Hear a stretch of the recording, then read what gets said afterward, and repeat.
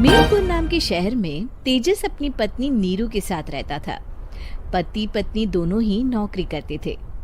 एक दिन तेजस गांव अपनी माँ के पास फोन करता है। हेलो, प्रणाम माँ। जीते रहो माँ, तुम दादी बनने वाली हो हैं? अरे वाह, ठीक है बेटा, मैं कल ही आती हूँ। जब माँ जी शहर पहुंची तो बेटे बहू ने बहुत अच्छे से स्वागत किया। लीजिए माँ जी, चाय।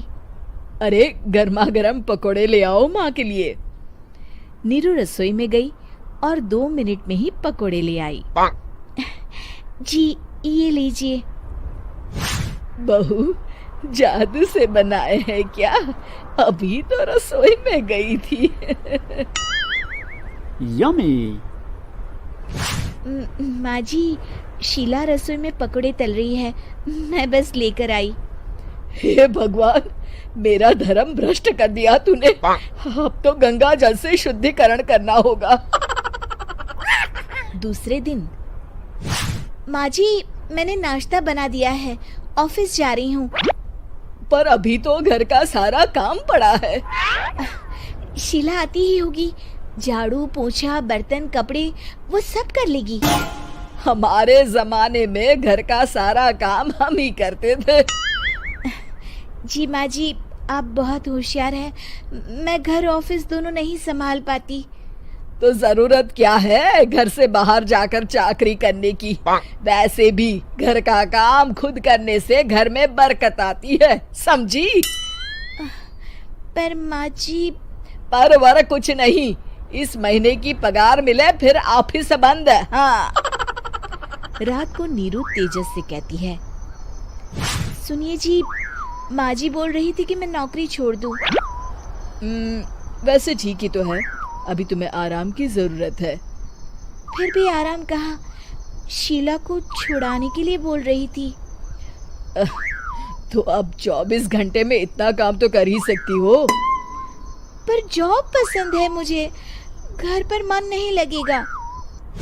अगले दिन जब दोनों ऑफिस के लिए निकल रहे थे, मेरी तो कोई कीमत ही नहीं है इस घर में। माँ जी, आजकल महंगाई बहुत है, रहन सहन भी बदल गया है, दोनों नौकरी करते हैं तभी ठीक रहता है। अच्छा, तू कहना क्या चाहती है? मेरा बेटा तुझे बिठा के खिला नहीं सकता? तू ही इस घर का खर्च चला रही है, हैं? नहीं माँ जी, मेरा वो मतलब नहीं था। मतलब खूब समझती हूँ, ये बाल धूप में सफेद नहीं किए मैंने। हाँ। अब तो ये रोज का काम हो गया था। तेजस भी रोज की झिकझिक से परेशान हो गया था। एक दिन उसने कहा, नीरू, वैसे भी तुम्हें मैटरनिटी लीव मिलने वाली है, तो अभी से ही छुट्टी ले लो। पर क्या, मेरी सैलरी अच्छी खासी है। आखिर नीरू ने रिजाइन कर दिया। जब बच्चा हुआ तो घर में सब बहुत खुश हुए। कुछ दिनों बाद तेजस फाइल देख रहा था। क्या हुआ तेजस, कुछ परेशान लग रहे हो? हाँ, वो हमारी जितनी सेविंग्स थी वो तो हॉस्पिटल में और छठी के फंक्शन में खत्म हो गई है नीरू। और अभी वैसे मंदी चल रही है तो मैं बोल रही थी कल मुन्ना को हेपेटाइटिस का टीका लगवाना है। नीरू, क्या पोस्टपोन नहीं कर सकते? नहीं जी, बिल्कुल नहीं। अब तेजस को समझ में आ रहा था कि उससे गलती हुई है। पैसों की कमी का असर घर के माहौल पर भी पड़ रहा था। अगले दिन, बेटा मेरा चश्मा और ये दवाइयाँ ले आना, पर्चा देते हुए माँ जी ने कहा। जी। तेजस, मुन्ना के लिए दूध का डिब्बा और डायपर भी ले आना, और ये किराने के सामान की लिस्ट है, इसे भी लाना है। तेजस गुस्से में लिस्ट मरोड़कर फेंकता है और चिल्लाता है, पैसे क्या पेड़ पर उगते हैं? ये ले आना, वो ले आना। अरे पर ये जरूरत का सामान ही है। वो गुस्से में बिना कुछ कहे ऑफिस चला गया। अरे लंच तो ले जाइए। नीरू दौड़कर डिब्बा पकड़ाती है। एक दिन खाना खाने के बाद, नीरू,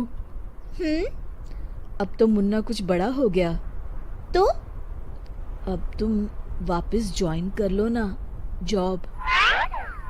पर इस रिसेशन में जॉब मिलना बहुत मुश्किल है। ट्राई तो करो। फिर मुन्ना, माँ जी है ना, और एक फुल टाइम मेड भी लगा लेंगे। पर माँ जी, उन्हें तो पसंद नहीं। तभी माँ जी वहां आ जाती है और प्यार से नीरू के सर पर हाथ फेरते हुए बोलती है, अब मेरी समझ में आ गया बहू, पहले के और अब के समय में अंतर है। तुम काम शुरू करो, मुन्ना की जिम्मेदारी मेरी। मेरी प्यारी माँ जी, ये कहकर नीरू उनके गले लग गई। शिक्षा, परिवर्तन संसार का नियम है, हमें भी समय के साथ चलना चाहिए। उम्मीद है कि आपको हमारी ये कहानी पसंद आई होगी। कृपया हमारे चैनल को सब्सक्राइब करें और सभी अपडेट्स के लिए बेल आइकन जरूर क्लिक करें। और हाँ, वीडियो लाइक और शेयर करना मत भूलिएगा। Bye bye.